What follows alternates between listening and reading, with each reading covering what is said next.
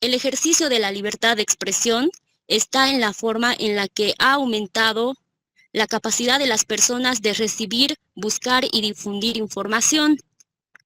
Así también se refiere en que cualquier persona, cualquiera puede ser autor y cualquiera también puede publicar. A la vez se puede intercambiar opiniones e información.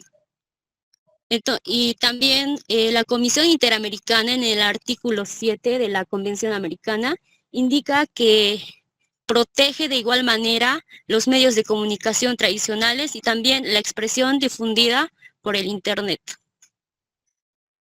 Gracias. Bueno, Lice, continuando, tenemos también la pregunta que nos dice ¿cuál es el rol del sector privado? Y acá se nos dice que el sector privado debe abstenerse de infringir los derechos humanos de terceros y reparar las violaciones en las que tengan una participación ya directa o indirecta, vinculadas con sus operaciones, productos o servicios, debiendo así, pues, implementar un sistema que proteja los derechos humanos, incluyendo la libertad de expresión, buscando prevenir actividades que puedan generar impactos negativos. Es decir, que cuando se identifiquen impactos negativos o potenciales sobre los derechos humanos, los actores privados deberían disponer de sistemas eficaces para proporcionar remedios apropiados a los afectados y ajustar sus actividades y sus sistemas según sea necesario para prevenir abusos.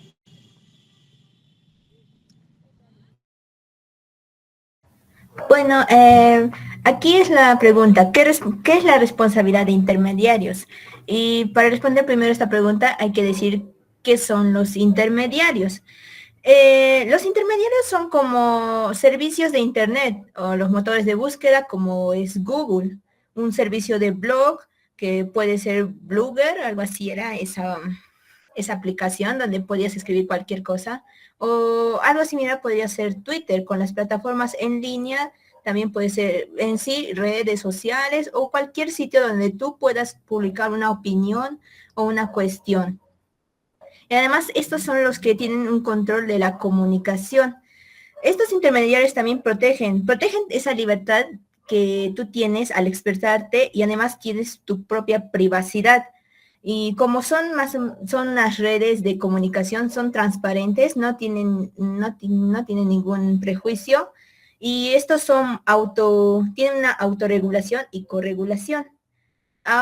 Cuando me digo autorregulación, digo que estos tienen un sistema que les ayuda a controlar el spam, los virus, y cuando digo corregulación es casi lo mismo, solo que ellos tienen apoyo del Estado. Y con eso te voy a explicar más adelante lo que ayuda el Estado. Aquí dice que según la declaración conjunta, estas responsabilidades, digamos, un usuario, cuando decimos terceros, un usuario si publica algo que está mal, la responsabilidad no debe ir a los intermediarios porque es un intermediario, no puede hacer nada. Es algo que en sí no existe. Esta responsabilidad debería ir a esos terceros. Y como ya dije antes, el tercero somos nosotros, los usuarios, aquel que hizo el contenido. Y además tiene la ley que se llama Marco Civil de Internet, que establece que estos intermediarios, como ya dije antes, son responsables, pero si no cumplen una orden judicial, algo legal. Más abajo, aquí está más del marco de responsabilidad condicionada. Estos son algunos que estos son algunos que obtienen un puerto de seguro, o sea, que estos intermediarios cumplen ciertos deberes, no se les caerá un régimen de ley. Y esto es lo que notificación y retirada. Aquellos es donde deben eliminar ese contenido, pero cuando son notificados, es decir, el Estado puede notificar a estos intermediarios, decir que este contenido está mal. Y ahora la notificación y notificación es cuando los intermediarios contactan al autor de esto y hablan sobre esta denuncia que hicieron con su contenido. La notificación y desconexión es cuando este usuario no hace caso a lo que hizo notificación y notificación y lo cancelan o restringen su cuenta. Por eso algunas veces en Facebook dicen se ha restringido tu cuenta, es por algo que alguien ha denunciado y como tú no eliminaste esa publicación, pues te la han tenido que cancelar también. Aquí hay otros principios de Manila sobre la responsabilidad de los intermediarios que, como dije más antes, dicen que hay que limitar esta responsabilidad a estos intermediarios porque ellos no tienen mucha responsabilidad sobre un contenido que hacen sus usuarios. También dicen que restringen unos contenidos si es que no hay una orden judicial, o sea, si un contenido está mal, pero no hay una orden detrás de él que diga que, no sé, ese contenido fomenta algo que hace daño, pues en sí el intermediario no tiene mucho derecho a eliminarlo, si es un caso grave, obviamente. Y por último, es lo mismo que el anterior, es cuando dicen esta libertad de expresión está mal, pero tienen que venir detrás con él lo que sería el test tripártico, nunca supe pronunciarlo, el test tripártico, que dice que esto está mal por esta cuestión. Eso es todo. Muchas gracias, muchas gracias. Ahí termina. Ahí termina, ¿no es cierto? Otro grupo. Abner, pon tu diapositiva. Buenas noches, Lice. Ok, ahorita les presento. Después Kimei.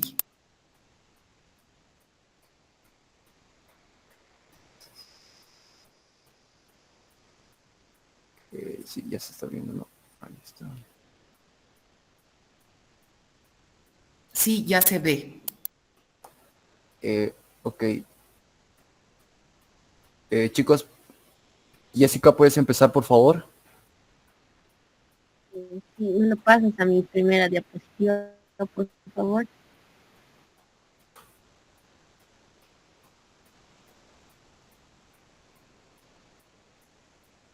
Ya. A ver, sí. Ya. El discurso del odio en Internet. Siguiente diapositiva. ¿Cómo se puede prevenir y combatir el discurso de Internet?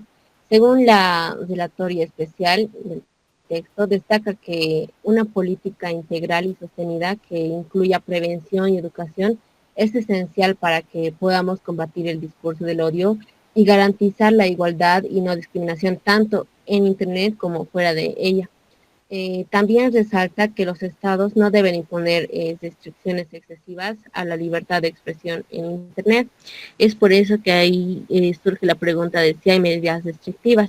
En lugar de haber medidas restrictivas, se debe promover la alfabetización digital, el acceso universal y técnicas como el counter speech para contrarrestar el discurso de odio.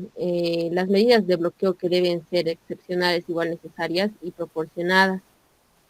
Todo esto con el fin de crear espacios de expresión inclusivos y empoderar a los usuarios para que estos discursos del odio sean excluidos. Siguiente persona. Buenas noches. La remoción y desindexación de contenidos en Internet bajo el llamado derecho al olvido. Bueno, para entender un poco, les voy a explicar un poco qué es la remoción. La remoción es cuando se elimina todo el contenido de Internet porque se considera que es perjudicial. Esto es muy, muy fuerte y no es fácil de realizarse. Y la desindexación y la... Ay. Bueno, la desindexación es cuando se desvincula el enlace de los buscadores para que no sea tan visible cuando una persona alega por el derecho al olvido que está siendo afectada su privacidad. Bueno, para poder estudiar, yo he planteado las preguntas en este tema. ¿Qué determinó el Tribunal de Justicia de la Unión Europea, el TGUE, en el caso de Google Spain con Google Inc. versus la Agencia Española de Protección de Datos del señor Mario Costeja González?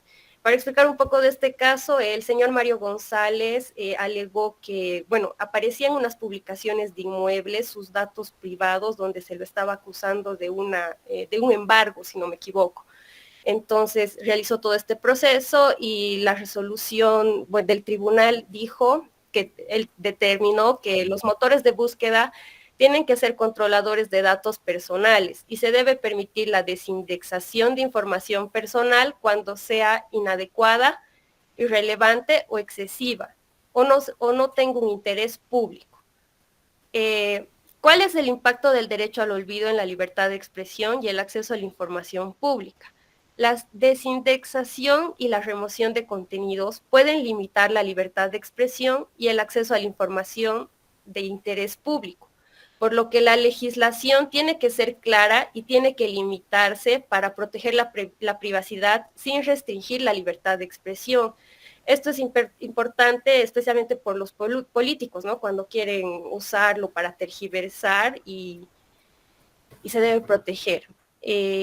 Siguiente diapositiva, por favor. ¿Qué advertencia ha realizado la Relatoría Especial sobre la remoción y la desindexación de contenidos?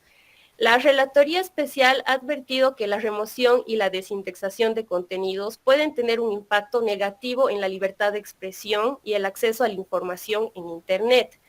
¿Qué establece la Convención Americana sobre Derechos Humanos respecto a la limitación de la libertad de expresión? Establece que cualquier limitación a la libertad de expresión tiene que ser legal, tiene que ser necesaria, idónea, proporcional, tiene que ser ordenada por un juez o autoridad jurisdiccional competente. Esto es parte del test tripartito, ¿verdad? Creo que hay una diapositiva más. Perdón. Tranqui.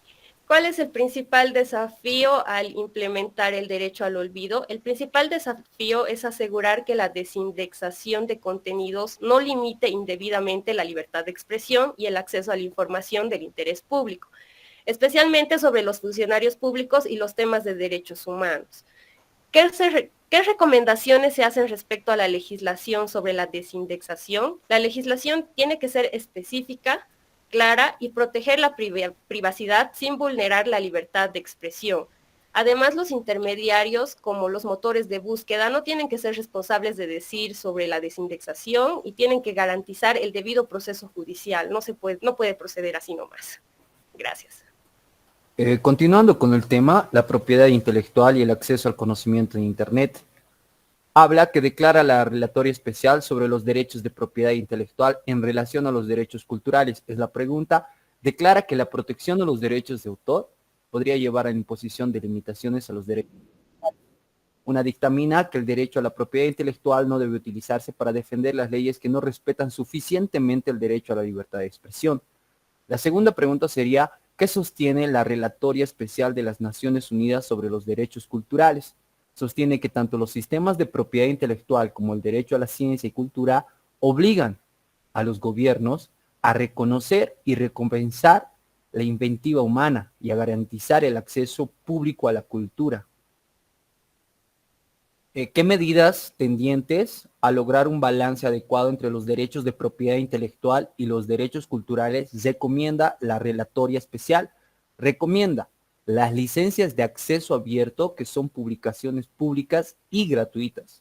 La adopción de excepciones como la doctrina de uso leal, donde los usos con fines educativos y personales están exentos de sanción. Los usos no renumerados del material protegido por derecho de autor encontrados en instituciones e iniciativas accesibles sin costes. Buenas noches. Iniciativa de acceso abierto. La siguiente diapositiva. Lo cito, ya está. ¿Cuál es el acceso? Ay, no. La siguiente. ¿Cuál es el acceso abierto y cuál es su propósito principal?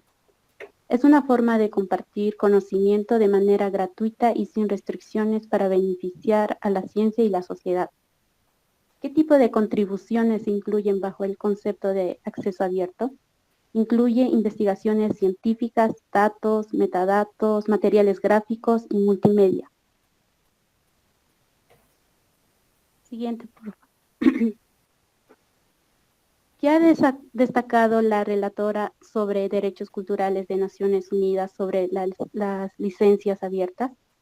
Ha destacado su importancia para el acceso y crítica de evidencias de la ciencia, señalando que muchas fuentes están protegidas y restringidas en su difusión. ¿Cuál es una de las recomendaciones de la iniciativa de acceso abierto de Budapest en cuanto a licencias y derechos de autor? Recomienda usar licencias Creative Commons para facilitar la gestión de derechos y promover el acceso abierto.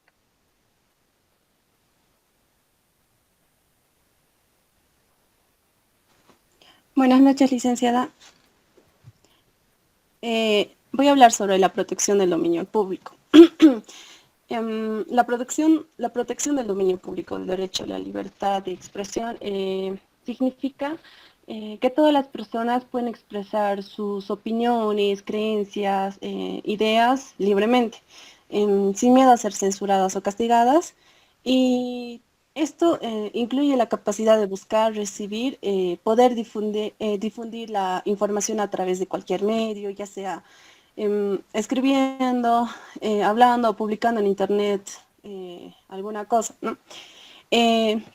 La democracia es importante en la protección del dominio público al derecho de libertad de expresión. La libertad de expresión es un derecho fundamental para la humanidad que garantiza a todas las personas la posibilidad de expresar sus opiniones, ideas, creencias, sin temor a tener represalias, ¿no? Este derecho se extiende al ámbito público, donde las personas pueden manifestarse a través de diversos medios como discursos, como les decía hace rato en la protección del dominio público, derecho a la libertad. ¿Cuáles son las amenazas al dominio público y la libertad de expresión? Bueno, en esto he sacado varias, que sería la censura, la desinformación, la violencia, la concentración de medios y la legislación restrictiva. En la censura, previa o posterior a la publicación de contenidos, limita la libre circulación de ideas y opiniones de las personas. En la desinformación, la propagación de las noticias falsas y la manipulación de la información pueden distorsionar el debate público y la confianza en las instituciones, más o menos. En la violencia, las amenazas y ataques podrían ser las amenazas y ataques contra los periodistas, los activistas y defensores de los derechos humanos. Y en la concentración de medios, la concentración de la propiedad de los medios de comunicación en pocas manos puede limitar la pluralidad de voces y el acceso a la información. En la legislación restrictiva, las leyes que limitan la libertad de expresión, como las que penalizan la difamación o el discurso del odio, pueden utilizarse para silenciar a los críticos, ¿no? ¿Cómo proteger el dominio público? Para proteger el dominio público y garantizar el ejercicio pleno de la libertad de expresión, puede ser el fortalecer el marco legal, fortalecer las leyes, deben proteger la libertad de expresión y garantizar el acceso a la libre información. Promover la educación mediática. Es fundamental que la ciudadanía, la población, sea capaz de identificar y evaluar la información de manera crítica. También defender a los periodistas y defensores de los derechos humanos, ya que es necesario proteger a quienes ejercen el derecho a la libertad de expresión. Promover la diversidad de medios, ya que una pluralidad de medios de comunicación garantiza un debate público más rico y equilibrado en la sociedad. También fomentar la participación ciudadana, que es algo muy importante porque la participación activa de las personas en los debates públicos es esencial para poder defender y fortalecer la democracia. Ahora, la censura, desinformación, violencia amenazan el dominio público y la libertad de expresión. La censura previa o posterior a la publicación de contenidos limita la libre circulación de ideas y opiniones, como la censura, la desinformación y la violencia. En la censura, ya sea previa o posterior a la publicación, se limita drásticamente el acceso a la información. y restringe la diversidad de opiniones. En la desinformación, la propagación de la información falsa o engañosa crea un ambiente de confusión y desconfianza, dificultando la toma de decisiones de las personas. En la violencia, las amenazas, el acoso y la violencia física contra periodistas, activistas o cualquier persona que ejerza su derecho a la libertad de expresión generan como un ambiente de miedo y se autocensuran prácticamente. Y cuando las personas temen por su seguridad, ya temen dar sus opiniones así libremente. Se fomenta el pluralismo en la libertad de expresión.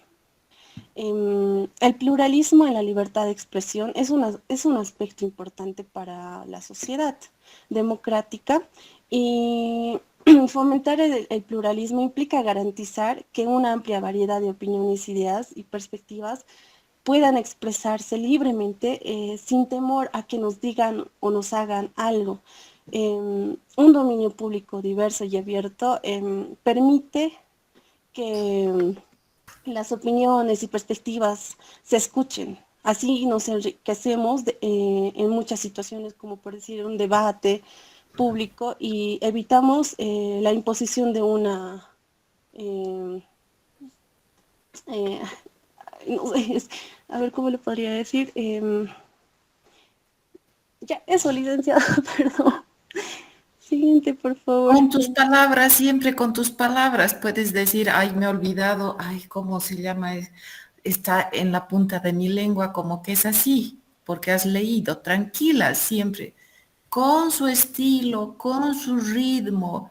Tienen muletillas, usan las muletillas, no es la clase de retórica, ¿no? ¿Qué clase estaba dando el licenciado Mauricio Terrazas?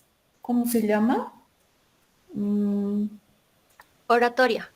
Oratoria, ya, es muy importante la oratoria, pero yo particularmente siempre abogo por el estilo propio de cada una, de cada uno de ustedes, de cada una, de cada uno de ustedes, ¿ya? O de cada de cada uno de todos como quieran ustedes llamar. Entonces, para mí lo más importante es el estilo. Es el estilo, porque la oratoria se va incorporando a lo largo de la vida, ¿ya? Pero su estilo, su estilo. Ok, muchas gracias, Lice. Continuando con el tema, las restricciones y limitaciones al derecho a la libertad de expresión y acceso al conocimiento en relación con la protección de derechos de autor.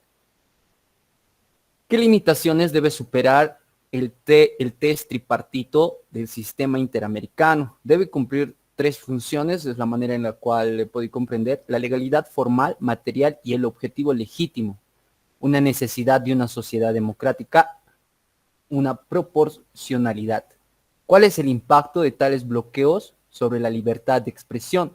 La ineficacia de este tipo de medidas nos hace referir a los bloqueos que pueden ser eludidos fácilmente por cualquier persona. En la actualidad, si podemos poner un ejemplo, nos pone en Facebook, como ya lo ha mencionado alguno de los compañeros, algunas restricciones, que hay palabras que no podemos mencionar en comentarios, ya que es abuso verbal. Pero estas restricciones solo te las dejan por un día, 2 semanas, o depende al tipo de comentario que has puesto o que has publicado tú en tu página. ¿Qué constituye el bloqueo de los sitios web? Es una medida desproporcionada e incompatible con los derechos humanos en línea, ya que en ese tema se puede decir que la mayoría de los softwares están diseñados para poder evadir este tipo de restricciones. ¿Qué causa la responsabilidad penal por infracciones no comerciales del derecho intelectual? Brinda una interferencia desproporcionada de la libertad de expresión, provoca un efecto disuasorio en la libre circulación de ideas e información. Los intermediarios son responsables penalmente por el incumplimiento u omisión de una orden de restricción de contenidos o deben limitarse a sanciones administrativas o civiles. En este caso, los intermediarios nunca controlan los contenidos producidos por terceros. Los estados deben evitar los sistemas de responsabilidad objetiva, porque dichos sistemas promueven la censura privada de expresiones, como el ejemplo de Facebook, ya que en estas redes sociales mucho se maneja, afectando a los derechos de libertad de expresión, a la cultura, al conocimiento. La herramienta de Internet sirve para la protección a los intermediarios, evitando un monitoreo del contenido generado por los usuarios. Eso sería todo. Muchas gracias, licenciada. Muchas gracias a ustedes, muchas gracias. El siguiente, Jimena. A ver, Jimena.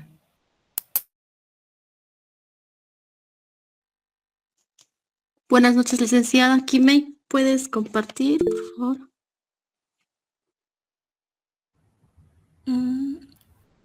¿Me escucha, Lice? En un momento, Sí. unos 2 minutos, por favor.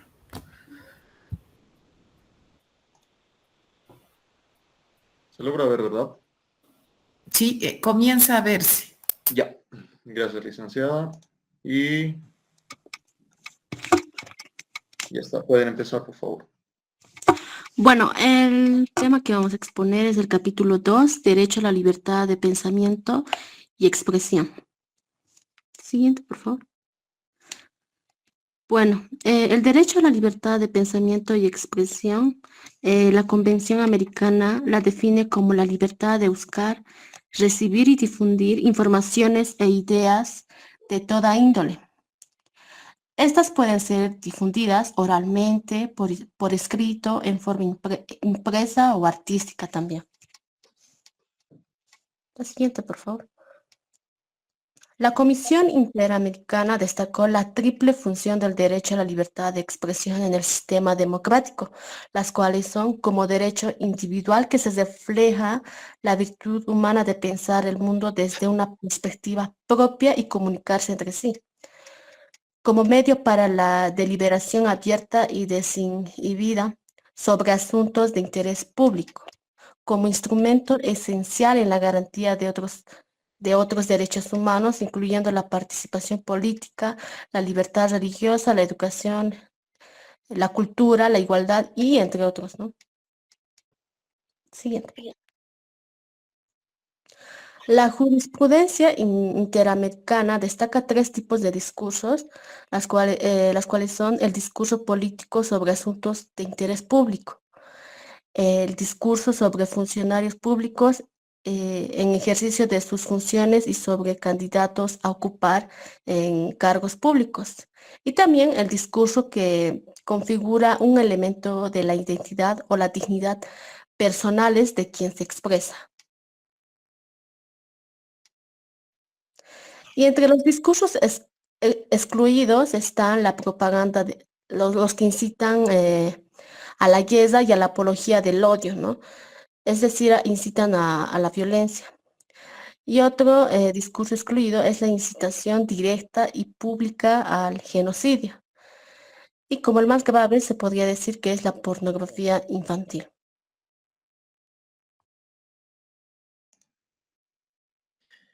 Muy bien, licenciado. Se me escucha, ¿verdad?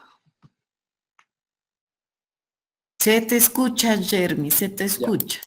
Muy bien. El derecho de la libertad de expresión en Internet. Como bien sabemos, Internet es uno de los mayores difusores de libertad de expresión, ya que ha llevado de lo que eran primero solo escucharlo, después verlo en la pantalla chica que era, perdón, verlo en el cine, en la pantalla grande, después verlo en la pantalla chica que era la televisión, a llevarlo a que todo el mundo pueda difundirlo sin necesidad de tener ninguna profesión de periodista profesional o perteneciente a un medio tradicional. Cualquiera puede ahora, mejor dicho, dar su opinión y estar protegido bajo las leyes de la Convención Americana, ya que protege todo lo que son estas opiniones, todo lo que nosotros opinamos, todo lo que nosotros reaccionamos, las mismas opiniones que expresamos en las redes están protegidas. Eso es lo que nos trata de decir con que tenemos derecho a la libertad de expresión en Internet, que este ha ayudado a diversificar, nos ha ayudado a transmitir todo lo que hemos querido, e incluso se podría decir que tener un feedback, ya que pasa algo, incluso en vivo, en transmisiones en vivo, yo en ese momento las personas estamos reaccionando, estamos comentando y esa misma persona lo está leyendo los comentarios, le preguntan en ese momento y esa misma persona lo está leyendo, nos estamos expresando, estamos dialogando a través de redes sociales. Pero esto tiene que tener también sus limitantes. Si bien protege la libertad de expresión, protege todo lo que tenemos que decir, también hay situaciones en las cuales tiene que haber una restricción para que no se vaya de las manos. Pues en la Declaración Conjunta de la Libertad de Expresión y Noticias Falsas, habla de que solo ciertas cosas pueden ser estipuladas por la ley y solo van a ser, solo sí, para proteger un derecho humano o tener un interés público legítimo. Solo en esa clase de casos, en casos excepcionales, dice la Relatoría Especial, cuando se está frente a contenido abiertamente ilícito o de discursos no resguardados por el derecho a la libertad de expresión. ¿A qué nos referimos con esto? A la propaganda de guerra, a la apología al odio, a cualquier cosa que instituya, digamos, a lo que es la violencia, la incitación directa, y como se había hablado antes, también a lo que era el genocidio, la pornografía infantil, que lamentablemente con esto de la diversificación de las redes, de que todo mundo ya se puede expresar, se ha vuelto demasiado incontrolable. Por eso se toman estas medidas de bloqueo y de filtrado de contenidos, solo en esta clase de sentidos. Pero aún así debemos expresar que no puede ser, a pesar de que debe tener estas limitantes, no puedes acusar a alguien nada más de decirle, ¿sabe qué? Decir a la misma internet, acusar a la misma internet, decirle, ¿saben qué esta persona es? Y ese mismo rato le van a intervenir. No, se tiene que tener limitaciones, pero tiene que tenerse gracias a se tiene que tener un juicio especial, no puede ser únicamente solo por comentar en redes, tiene que haber algo más que resguarde esa acusación, no solo por el hecho, digamos, de fomentar odio. No solo puede estar basado exclusivamente en lo que se ha dicho en redes, sino tiene que estar fundamentado en lo que ha habido. En caso de que una transmisión de pornografía, tiene que haber el contenido mismo en una computadora, no pueden intervenir así solo por la sospecha de que hay ese contenido.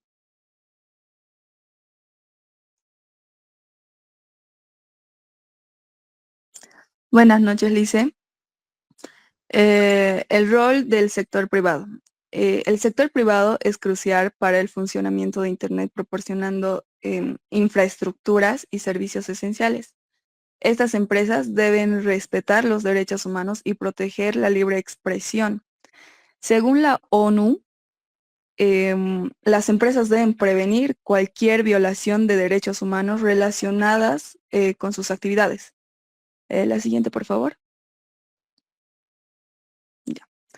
Es importante que las empresas se comprometan a proteger la libertad de expresión implementando políticas internas y sistemas que evalúen su impacto en los derechos humanos de manera transparente. Eso es todo. Después voy a volver con otro inciso.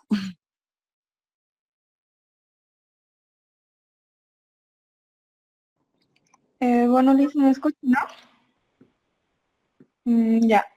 En intermediarios, prácticamente voy a exponer también un poco de mi idea y también del PDF.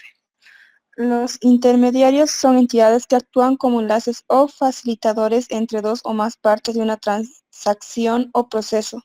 Su función principal es facilitar la comunicación, el intercambio de bienes, servicios, información, opiniones.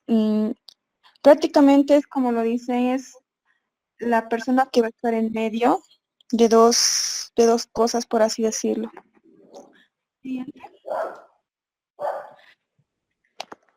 Ahora vamos a hablar sobre las responsabilidades del intermediario.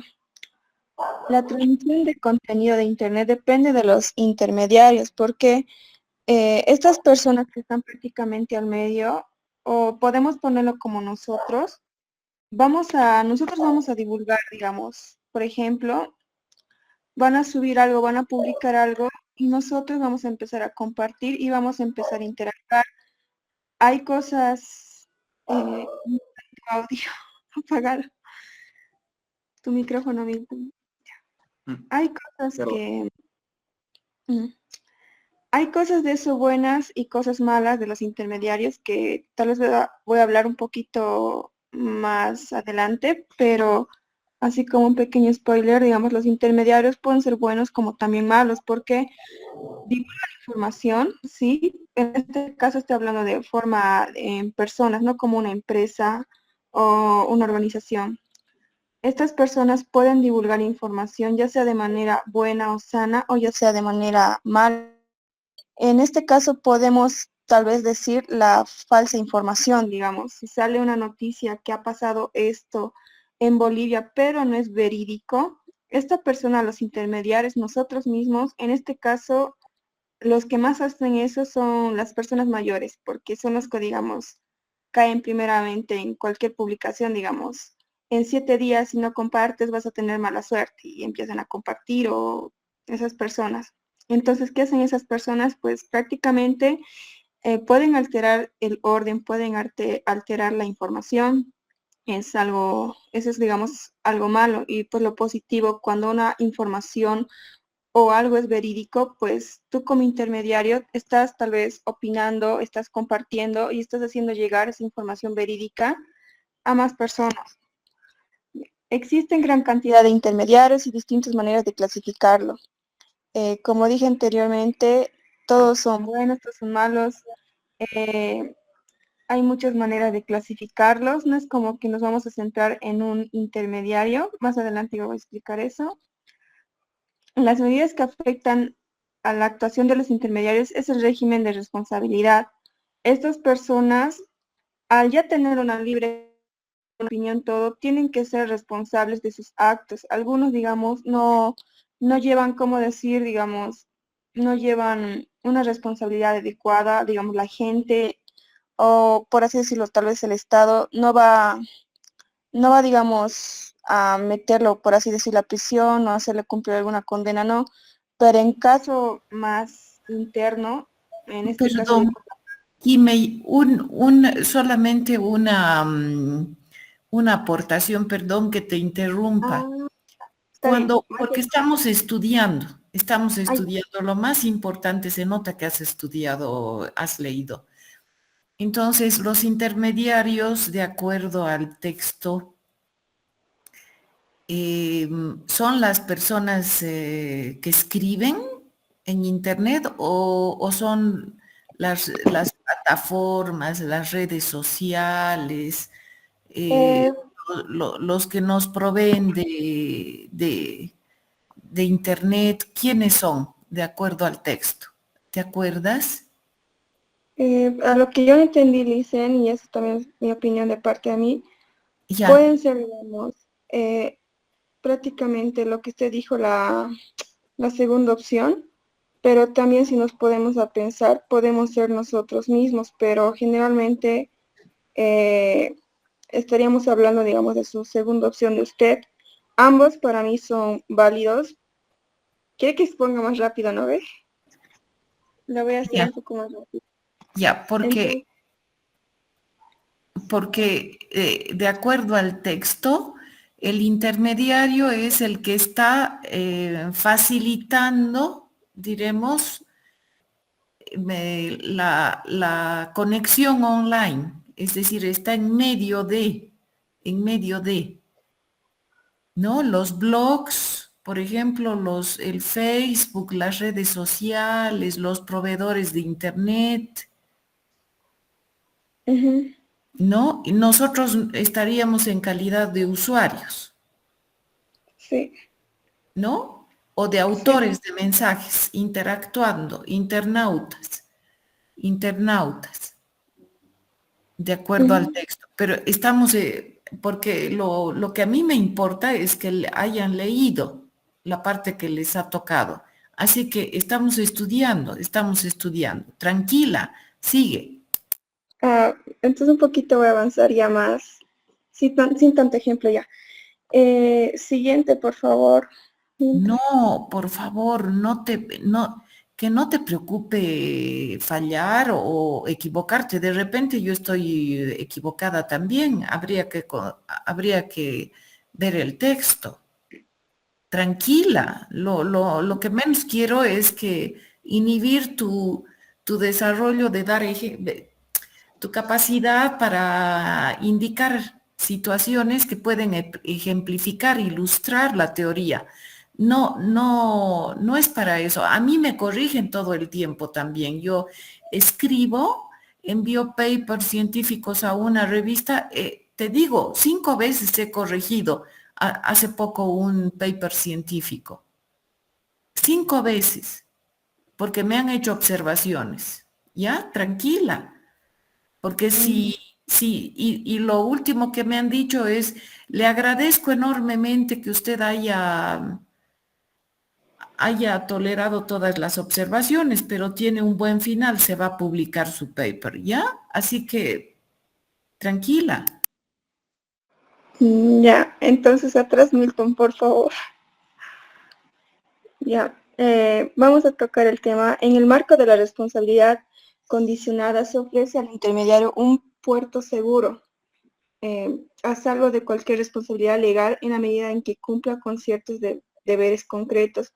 O sea que esas personas, o tal vez, por así decirlo, si está mal, digamos, me corrigen, institución o alguna entidad, no siempre pues va a estar como que todo lo que haga no siempre va a tener como que una consecuencia directa, como que le van a atacar esa entidad, tal vez persona, organización, va a tener como que su defensa. Es como que cualquier persona, hasta tal vez para meterlo a la cárcel, ¿no? Dicen, tienes que tener un abogado, o se le está dando esa posibilidad, entonces más o menos a eso se refiere con un puerto seguro, que va a tener algo que le defienda. En la Declaración Conjunta sobre la Libertad de Expresión en Internet establece que, como mínimo, no se debería exigir a los intermediarios que controlen el contenido generado por usuarios y no deberían estar sujetos a normas extrajudiciales sobre cancelación de contenidos que no ofrezcan suficiente protección para la libertad de expresión. Siguiente, Milton. La ley 12, no sé si está bien, la ley 12.965 del 2014, conocida como Marco Civil de Internet, dispone que la responsabilidad de los intermediarios solo puede ser atribuida si no cumplen con la orden judicial. Los intermediarios no dejan de ser entidades privadas con intereses económicos, sociales e individuales distintos a del Estado. Prácticamente estos intermediarios no lo hacen esto tal vez por diversión. Cualquier persona, institución, organización siempre va a tener un fin, va a tener un objetivo, va a tener una meta. Uno no lo va a hacer porque quiere perder el tiempo.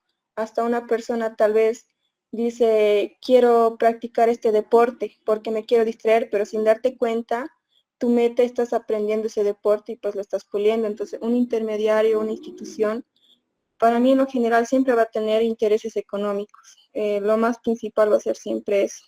Entonces estos intermediarios no se van a mover porque tal vez se le da la gana. Siempre va a tener un objetivo, van a tener beneficios, van a tener consecuencias, van a tener prácticamente algo que los defienda si por alguna razón X motivo cometen algún poder defenderse. También tienen su ley, o lo que está arriba, lo que no sé si pronuncié bien. Siguiente, Milton.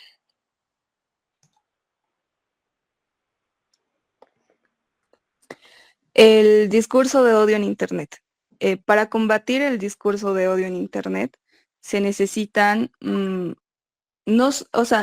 se necesitan medidas más allá de las legales, como la educación y la alfabetización digital. Las restricciones, los bloqueos, debemos debemos dejarlos en últimos recursos y siempre se debe ser transparente. Siguiente, por favor. Los estados deben evitar presionar a los intermediarios de Internet para que restrinjan contenidos de manera ilegítima, utilizando términos de servicios o reglas de comunidad de manera indebida. Siguiente. Bueno, la remoción y desindexación de los contenidos en Internet bajo el llamado derecho al olvido. Bueno, en sí las distintas plataformas digitales que utilizamos en nuestra vida diaria son elementos centrales para obtener información, cualquier tipo de información que nos interese, ¿no? Y de acuerdo a la directiva europea, las personas pueden ejercer el derecho a cancelar el tratamiento de datos cuando hubieran motivos que lo justifiquen. Asimismo, el TGUE interpretó que bajo la directiva, las personas pueden solicitar que sus datos personales sean desindexados, es decir, desvinculados de los motores de búsqueda de Internet, amparándose en la protección de los datos personales en Internet.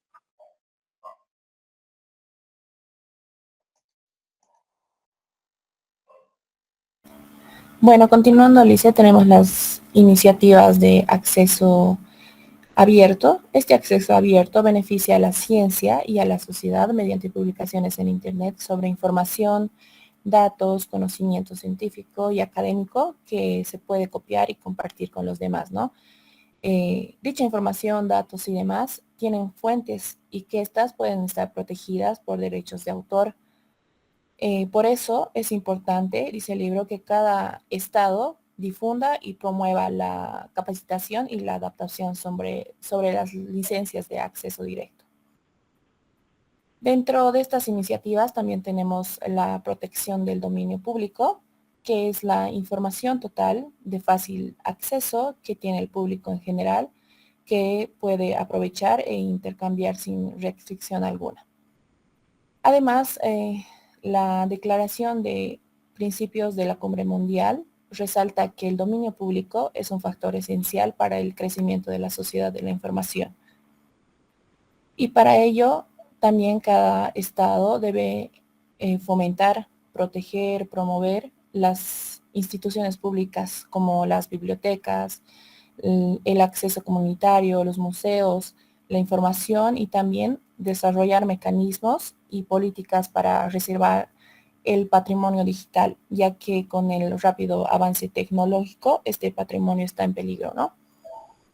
También tenemos las restricciones y limitaciones al derecho a la libertad de expresión y acceso de conocimiento en relación con la protección de derechos de autor.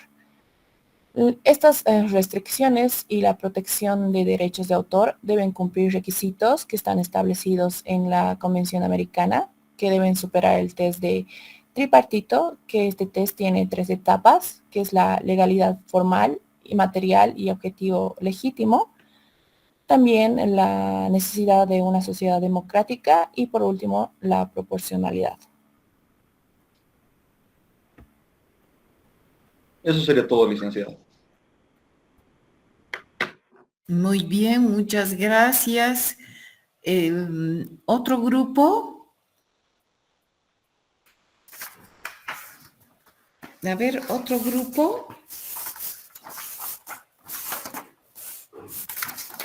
No hemos podido el derecho de acceso a la información pública y el derecho a la privacidad y protección de datos personales no hubo.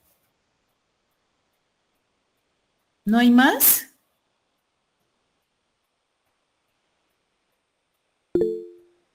Sí. Ya, licenciada, buenas noches. Buenas noches. Bueno, voy a compartir mi pantalla entonces para iniciar la exposición. Ya. Bueno, voy a iniciar. Muy buenas noches a todos. Yo les voy a hablar sobre el derecho de acceso a la información pública. Los estándares internacionales en materia de derecho de acción a la información. Para esto tenemos el derecho de acceso a la información y este es fundamental y autónomo. ¿Por qué? Porque está protegido por el artículo 13 de la Convención Americana, ya que este es esencial para ejercer otros derechos y denunciar abusos de poder. Este tanto protege a quienes ejercen el derecho como a quienes reciben la información. Obliga al Estado a proporcionar acceso a esa información. Hay consenso en la OEA sobre su importancia y protección. La ley modelo interamericana promueve la máxima publicidad de la información pública. Como podemos ver, las personas tienen derecho a solicitar información de archivos públicos para ejercer sus derechos y controlar al Estado.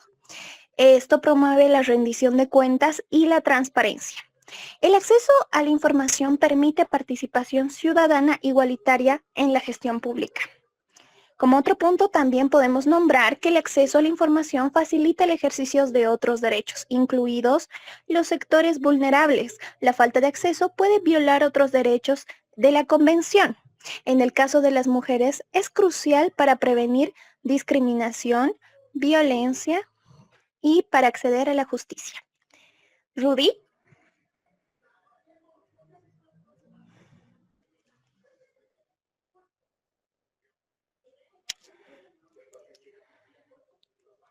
Bueno, creo que no está, entonces voy a continuar con la exposición yo.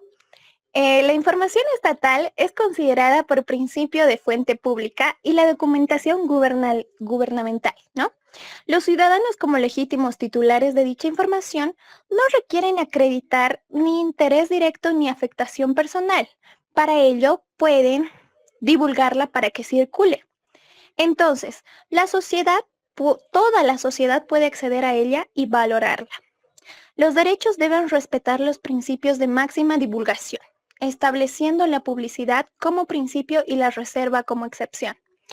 Los sujetos obligados por el derecho de acceso a la información deben además actuar de buena fe e interpretar la ley de manera tal que sirva para cumplir los fines perseguidos por el derecho de acceso. Promueven una cultura de transparencia para que coadyuven y transparenten la gestión pública y así actúen con diligencia, profesionalidad y lealtad inconstitucional. Los estados deben promulgar leyes que permitan acceso efectivo a la información y normas complementarias que aseguren su adecuada implementación. Según los estándares internacionales en materia, este es indispensable para el funcionamiento de otros derechos humanos, así como para el funcionamiento mismo de la democracia.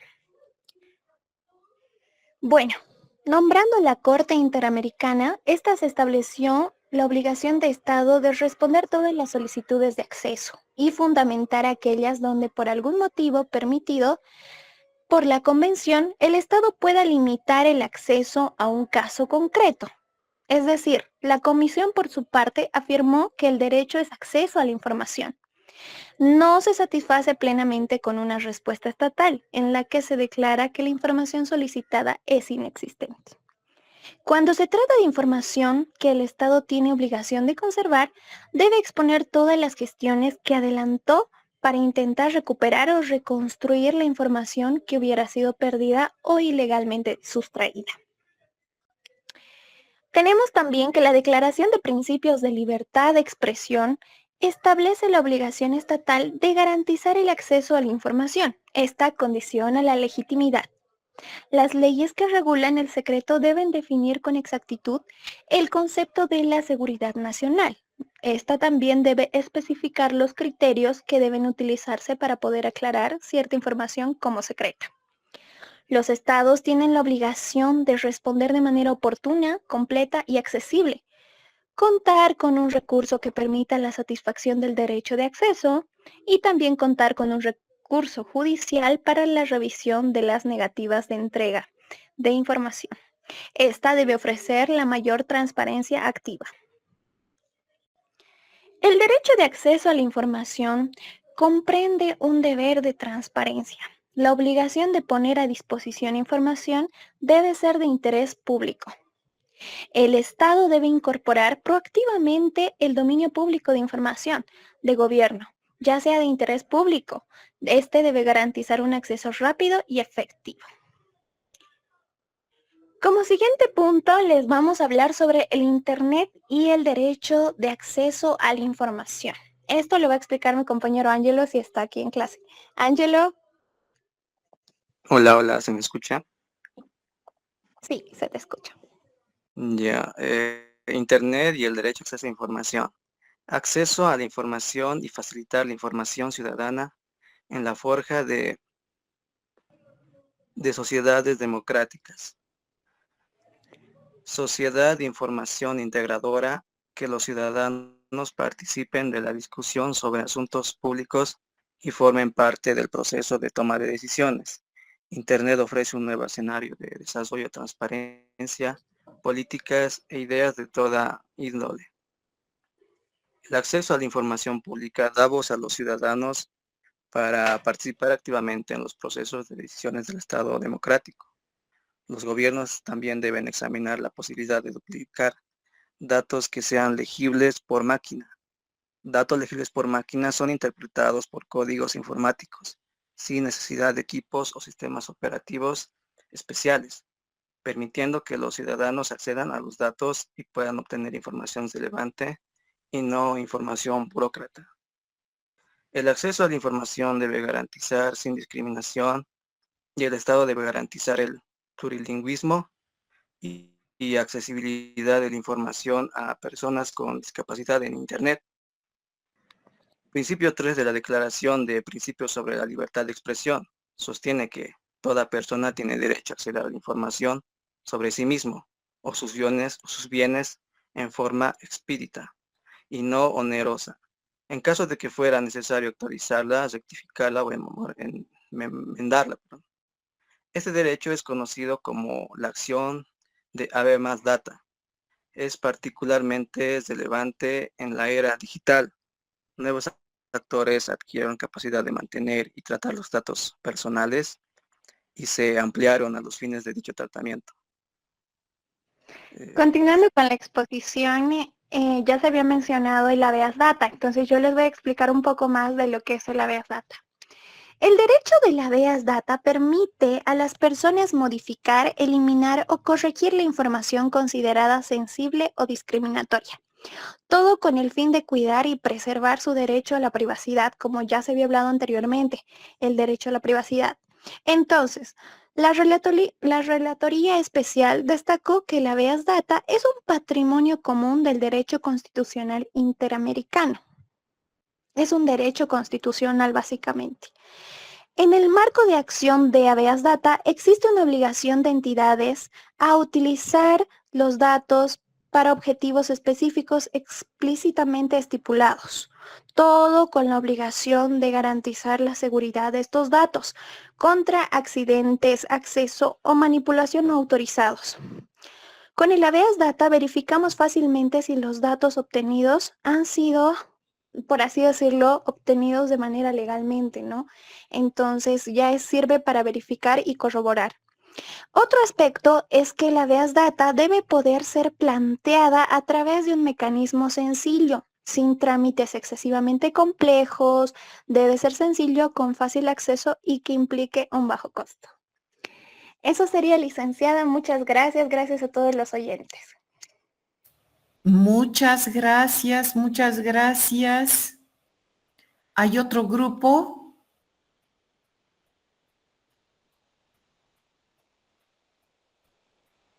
No, hay otro grupo, tendría que haber sobre protección de datos.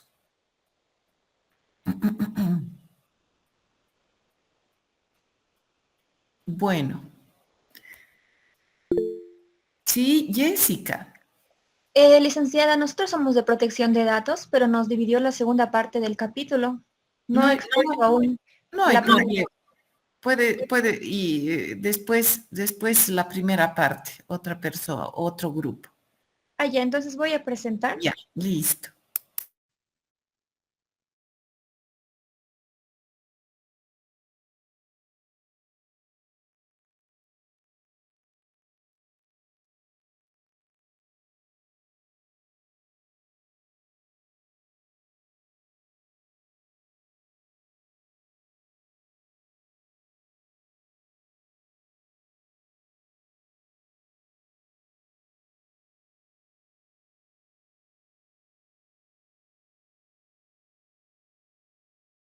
Se puede ver, ¿no?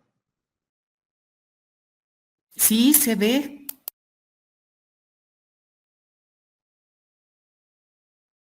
¿Se puede ver?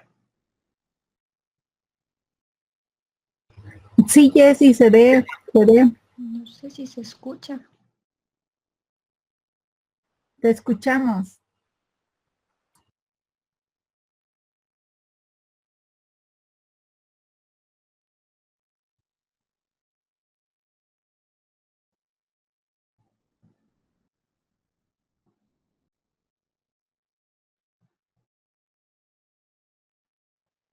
Nosotros vamos a exponer la segunda parte del capítulo 4, que habla sobre el derecho a la privacidad y protección de datos personales. La segunda parte habla cuáles son los estándares para un Internet libre, abierto e incluyente.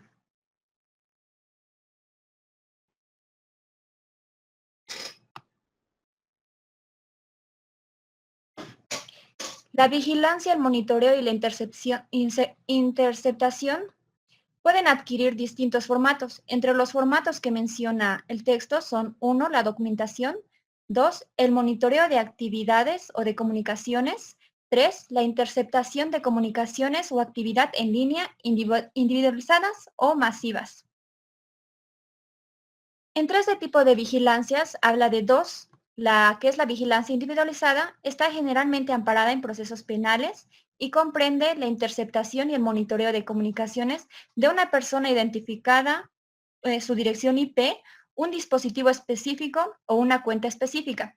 La segunda de las que nos habla es la masiva de comunicaciones y datos, que supone la interceptación e inspección de cables enteros, redes o equipos, o la compra de datos de servidores y acceso a todos los datos.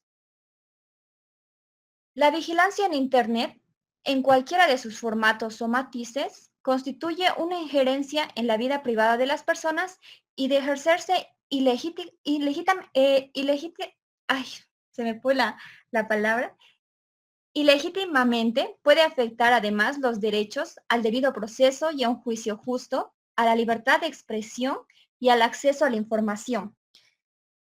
No todas las injerencias son ilegítimas y existen casos excepcionales que justifican los distintos niveles de injerencia. Por ejemplo, están el terrorismo y la lucha contra la delincuencia organizada.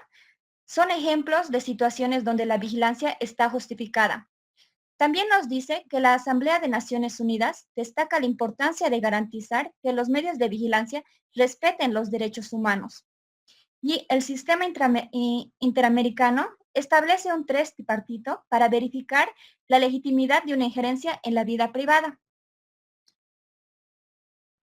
Las instancias y condiciones de vigilancia permisibles, estas siempre deben estar establecidas en forma previa y de manera expresa, precisa y clara en una ley, tanto en el sentido formal como material.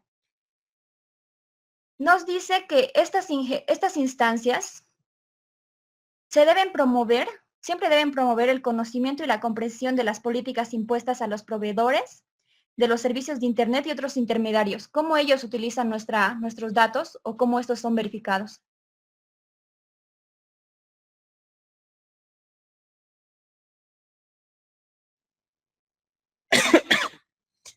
¿Continúas, por favor, Alejandra? La transparencia en la sociedad democrática.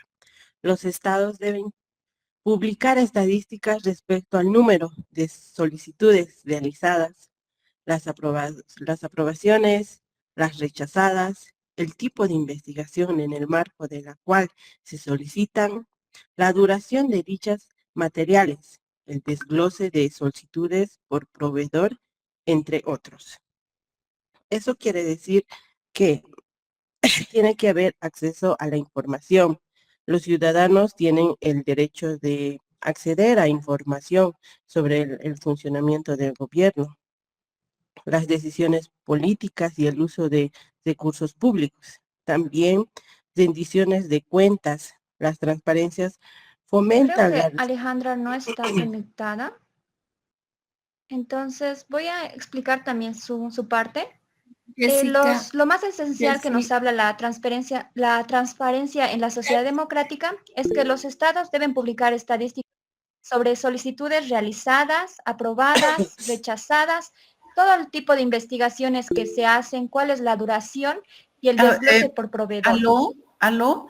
También entre ellas se encuentran está la transparencia de intermediarios en Internet. Estos siempre tienen que fomentar que estos intermediarios difundan información sobre procesos y solicitudes. Jessica, perdón, lo que pasa es que tu compañera publicó unos emoticones con ojitos hacia abajo. Tu compañera Alejandra estaba participando, ¿de repente no la captas? por tu... ¿Aló? Jessica. Sí, Lisen, creo que no nos escucha. De todos modos, que continúe nomás, Alejandra. Ya, listo, ya. Bueno, según eso estaba dando ejemplos, ¿no? El acceso a la información, rendición de cuentas, tiene que ser transparente, tienen que ser responsables de los funcionarios públicos del Estado cuando las acciones y decisiones del gobierno son visibles para la ciudadanía.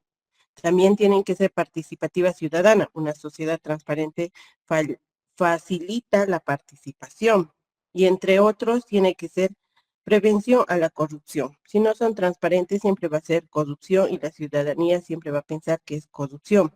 La transparencia siempre tiene que tener el Estado. Eso es de mi parte. Ya. ¿Quién sigue? ¿O Jessica? Jessy, cambia la diapositiva.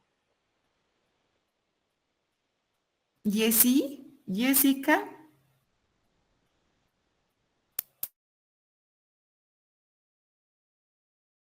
Ya, ahora yo voy a continuar. En este caso vamos a hablar del punto de la encriptación y el anonimato.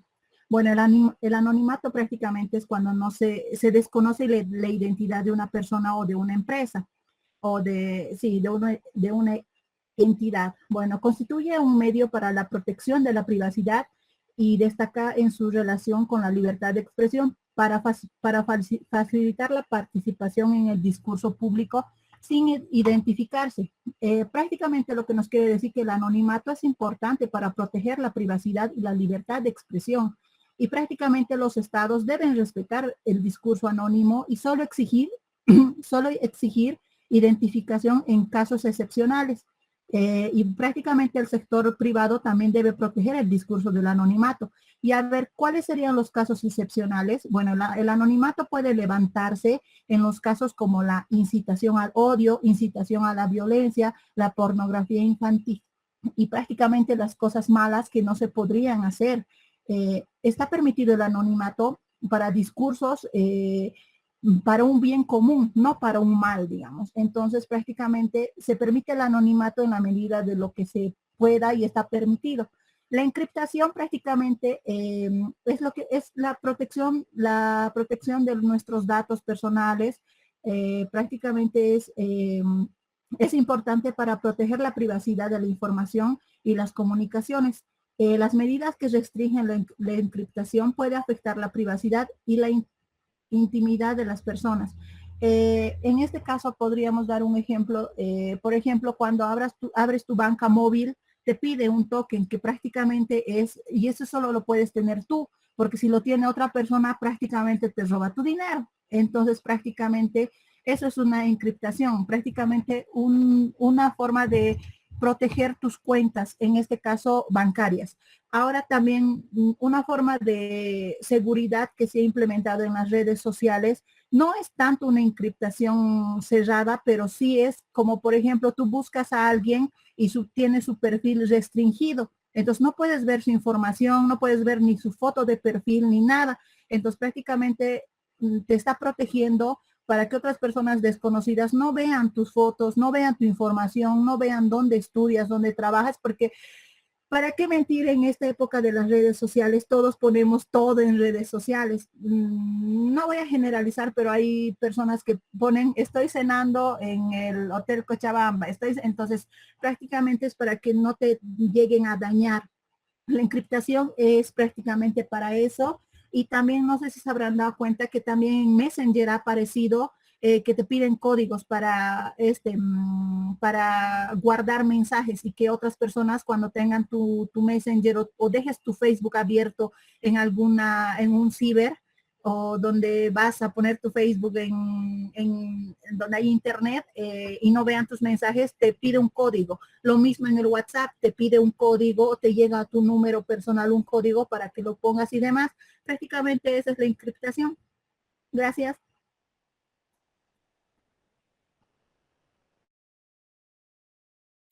Gracias, gracias. Ahí termina esa parte. No me estoy acordando. No, no, falta mi Ah, ya. compañerito. Ah, Ahorita perfecto, va a contar. perfecto.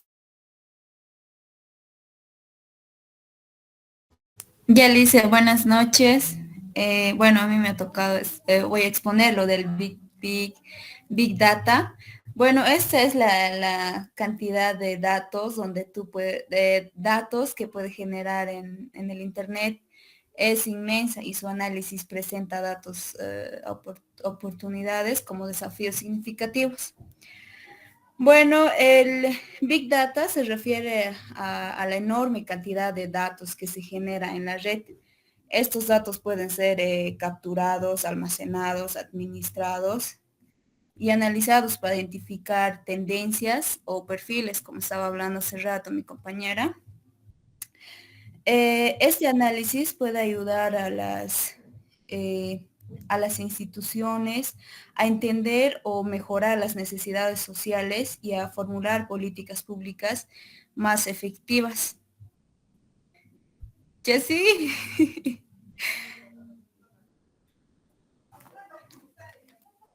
¿Se ve?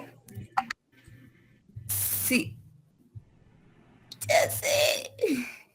No te vayas. Listo, ya regresé creo a Big Data. Ya. Gracias. Bueno, también con el Big Data existen iniciativas y oportunidades en organizaciones internacionales como por ejemplo la ONU. La ONU que busca promover el uso de data para mejorar la calidad de vida de las personas. Además también utilizan, ¿no?, muchas empresas privadas estas desarrollando tecnologías para analizar estos datos, lo que permite ofrecer productos y servicios más ajustados a las necesidades de las comunidades. Pero, sin embargo, el uso de Big Data también plantea importantes desafíos en la protección de datos personales. Como decías, dato, la captura y la análisis de información pueden llevar a una identificación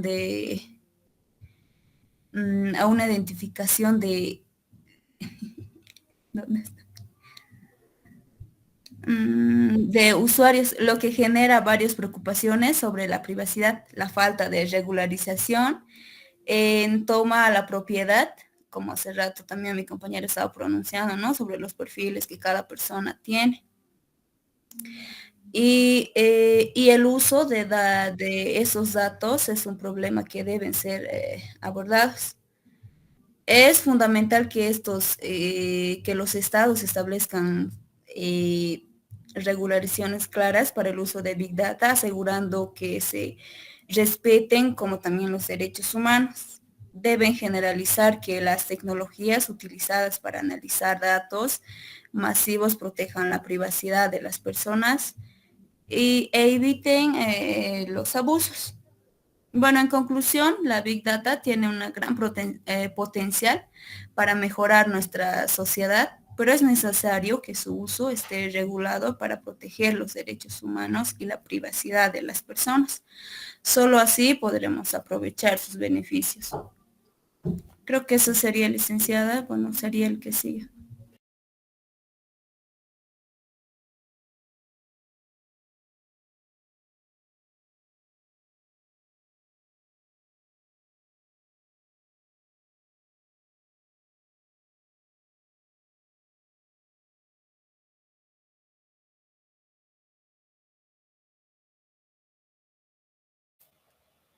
¿Quién continúa?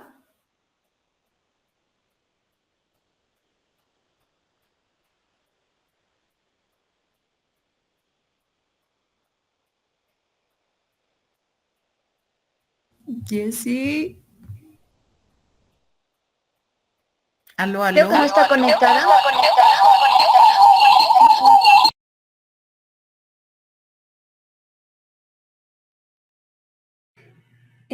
Ahora, creo que no está conectada mi compañera, entonces yo voy a exponer un poco de lo que es el Internet de las cosas. ¿Se me escucha, no?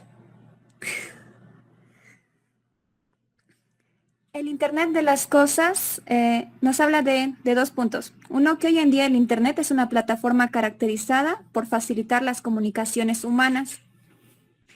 Hoy, nosotros podemos comunicarnos por todas las aplicaciones, sean WhatsApp, Facebook, Instagram, nos permite estar intercomunicados, ya sea con una persona que vive en nuestra misma ciudad o hasta alguien que vive en otro país, ¿no? Pero si hoy en día no ve todas estas tecnologías en el Internet implementan lo que son los chips electrónicos, se estaría llegando a un punto en el que en un futuro próximo estos objetos serían capaces de comunicarse entre sí sin intervención humana, llegando así a convertirse en un Internet de las cosas. ¿De qué nos habla un poco? Como un ejemplo no ve de lo que nos dice el Internet de las cosas, es que algunas empresas privadas, si las cosas van comunicándose entre sí, buscan, ¿no?, como beneficio ofrecernos mejores productos o mejores servicios. Pero esto también sería como, tiene que sí o sí ser regularizado. Por eso dicen, ¿no?, que los estados deben comprender qué implican estas nuevas tecnologías, cómo funcionan y que éstas siempre funcionen en interés del público, protejan a los usuarios y sus derechos humanos. Una de las consecuencias no más grandes de las que nos menciona el texto del Internet de las Cosas es la invasión del derecho a la privacidad, debido a que éstas van a recopilar nuestra información por parte de estos objetos y no tenemos la certeza de cómo estos puedan llegar a ser utilizados. Eso sería todo. Gracias por escuchar y una disculpa por los inconvenientes. Gracias a ustedes, muchas gracias a ustedes. Bueno, hay un grupo que tiene la primera parte, ¿no es cierto? Aquí Lisen. Sí, Danitza. Sí, ya. ¿Puedes? Sí, Lisen. Ya. Voy a compartir pantalla. Listo, listo.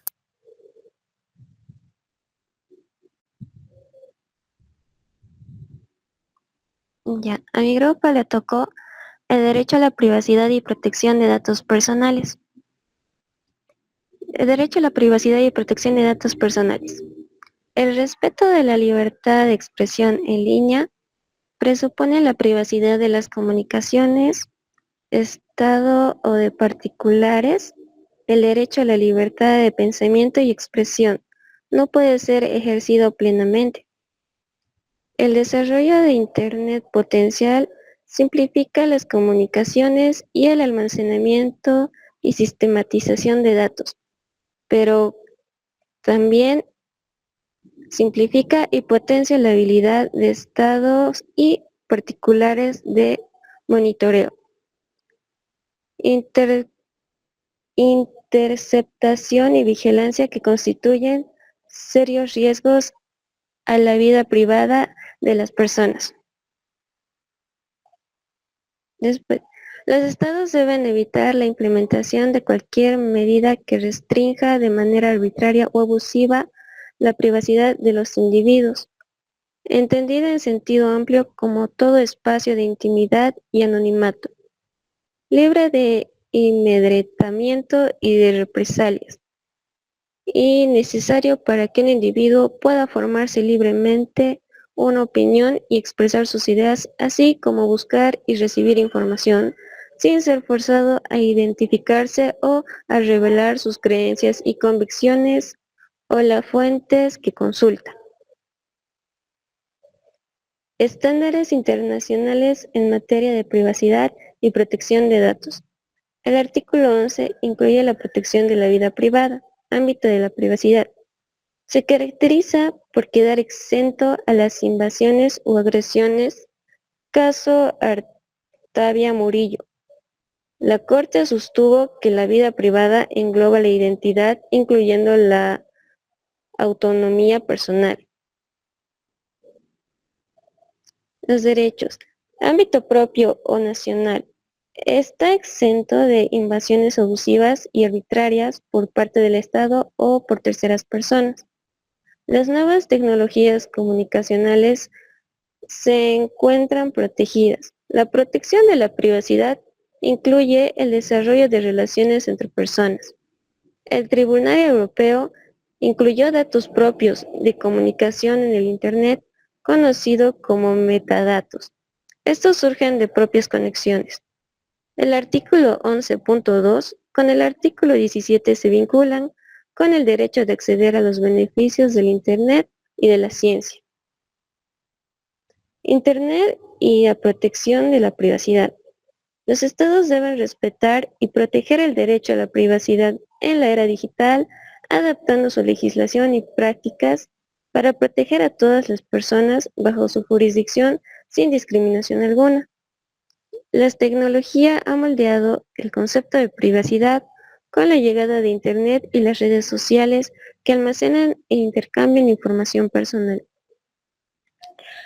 Las empresas de redes sociales ofrecen servicios gratuitos a cambio de la propiedad de datos de los usuarios, complicando el control personal sobre la divulgación de su información. Asimismo, computadoras, teléfonos, sistemas de GPS y otros dispositivos con conexión a Internet, afectando directamente al derecho a la privacidad. La protección de datos personales. La importancia de la protección de datos. El funcionamiento de Internet depende del almacenamiento y administración de datos, lo que representa un riesgo para la privacidad. Los regímenes de protección deben regular el almacenamiento, procesamiento y uso de datos personales. Consentimiento y regularización. Los estados deben garantizar la confidencialidad de los datos personales y prohibir su tratamiento sin consentimiento informado. Es necesario educar a las personas sobre sus derechos y las condiciones legales para el tratamiento de sus datos personales. Uso de datos biométricos. El uso de datos biométricos debe cumplir con criterios estrictos de necesidad y proporcionalidad y debe estar sujeto a control administrativo y judicial para garantizar el respeto a los derechos humanos. Eso sería todo, Lisa. Muchas gracias, Danitza, muchas gracias a todos. Le hemos echado una lectura por partes a todo el texto y al estar en clase hemos escuchado el resumen de los trabajos de cada uno de los grupos, ¿ya? Entonces ha sido de alguna manera maratónica esta clase. Los voy a dejar descansar a partir de ahora. El día de mañana, sí, Jenny. Perdón, Lice, por cortarle. Comentarle que han salido ya noticias sobre el bloqueo que se va a generar, ¿no? A nivel nacional a partir de mañana y si no me... ¿Qué bloqueo, Jenny? De transporte pesado y posteriormente el primero van a bloquear ya también todo tipo de transporte. Esto con relación al examen, sí se va a desarrollar de manera presencial, de igual manera. Sí, mil gracias por informarme. Dime, ¿a qué se debe el bloqueo?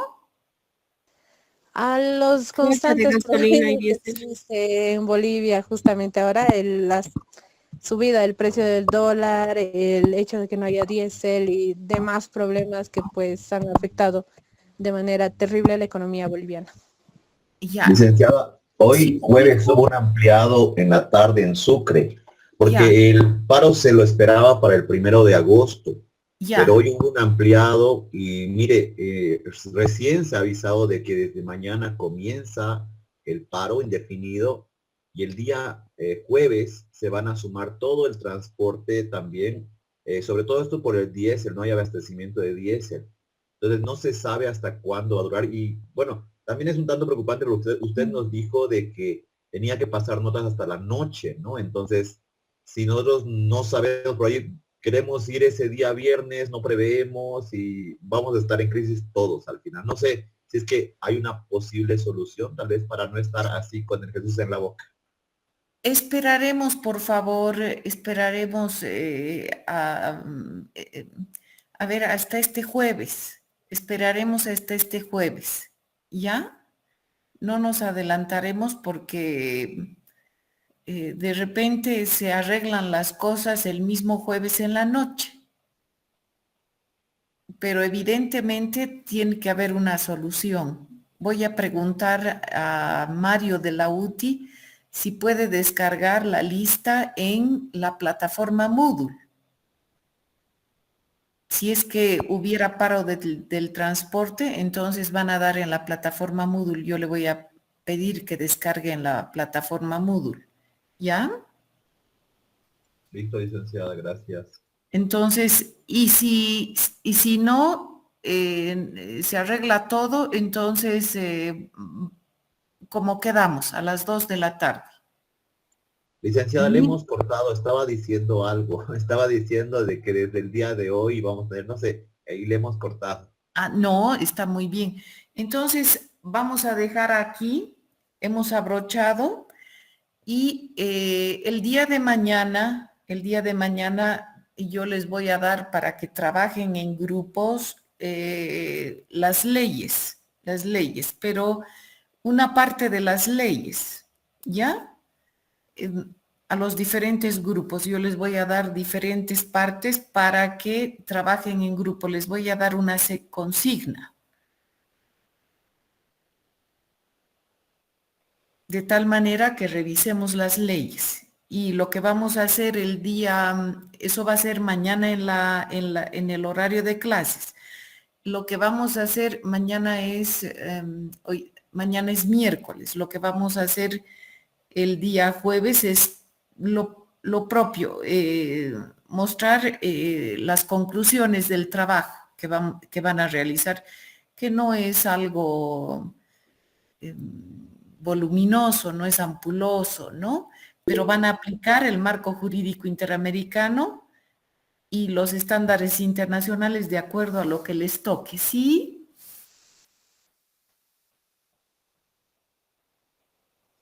Y les hacía una consulta, ¿será posible que todos los grupos podrían pasar sus diapositivas? Cosa de que no sirva para apoyo de estudiar para el examen. Yo les pido que pasen sus diapositivas, si ustedes quieren, en la versión lectura, al chat, al WhatsApp, a todos los grupos. ¿Sí? Entonces a todos los grupos, y de tal manera que todos los grupos se van a beneficiar. Está bien, Lice. Gracias, mil gracias, mil gracias. Entonces el día de mañana no los quiero ahora agitar más, pero el día de mañana vamos a trabajar también en grupos. Pueden ser los mismos grupos, y lo que vamos a hacer es revisar, por ejemplo, un grupo va a revisar la ley de imprenta, ¿ya? Yo le voy a dar los artículos que va a revisar la ley de imprenta, y claro, es cortita la ley de imprenta, y como son varios, le echan una mirada a la ley de imprenta. Entonces, se dividen los artículos y ponen en común lo que han encontrado. Después la ley de derechos de autor, después una parte de la ley del régimen electoral, después unos artículos de la Constitución Nacional, ¿no? A diferentes grupos. ¿Ya? Y el día jueves en la noche vamos a poner también en común, va a haber una puesta en común. Ustedes pueden presentar su puesta en común en una diapositiva, que una, máximo 2 diapositivas, ¿ya?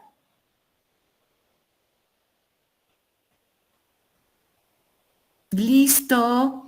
Entonces, muchísimas gracias por la actividad que han realizado, se han implicado. El trabajo ha estado en revisar el texto, leer, extraer algunos parágrafos que nos han servido. Yo les sugiero siempre no tengan temor a equivocarse. Lo peor que uno puede hacer es tener temor a equivocarse, porque en la vida uno avanza siempre equivocándose, fallando. Es la única manera de avanzar porque es imposible hacer las cosas perfectas, ¿ya? Entonces, más consistencia, menos miedo, ¿no? Y confiando siempre en su estilo particular de hablar, de exponer. Ahora, el trabajo intelectual es de a pasito, yo les sugiero siempre valorar las cosas que hacen. Yo sé perfectamente que ustedes son una generación que sufre el impacto del predominio del Internet, de las TICs. Hay dificultades para escribir, hay dificultades para seguir lecturas largas. Por esa razón tenemos que valorar lo que hacen. Los propios docentes estamos de alguna manera cayendo en cuenta de qué es lo que les está haciendo de bueno y qué es lo que les está haciendo de malo las TICs. Por ejemplo, sin este recurso tecnológico no me hubiera sido posible a mí mostrarles un artículo de una ley, de otra ley, mostrarles, compartir entre todos una conferencia, ¿no? Entonces realmente hay cosas muy buenas en el mundo online, en las nuevas tecnologías, pero también ustedes son una generación que ha nacido con el celular en la mano prácticamente. Yo he sido una generación que nació cuando no había ni televisión, ¿ya? Entonces hay ruptura generacional. Bueno, me ha parecido muy buena la clase, hemos redondeado todo el texto, que ha sido la pretensión mía. Yulei, ¿sí? Buenas noches, licenciada. Disculpe la molestia. Como lo escribieron en el chat, no sé si habría alguna posibilidad de realizar algún trabajo extra o por puntos ponderados, tal vez, y en caso de que nos va mal en este parcial.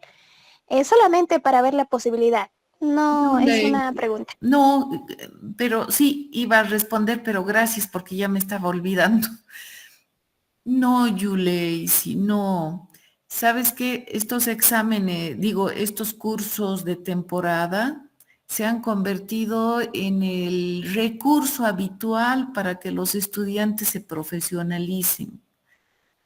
Y lo que ocurre es que son muy constreñidos, la información tiene que ir más en cápsula, no son el mejor recurso para salir profesional. Cada uno de ustedes necesita tiempo para procesar la información. Hay que recibir la información de a poquitito, pero para eso es necesario asistir a clases, hacer las pequeñas lecturas, ¿no es cierto? No viene la información del cielo. Bueno, entonces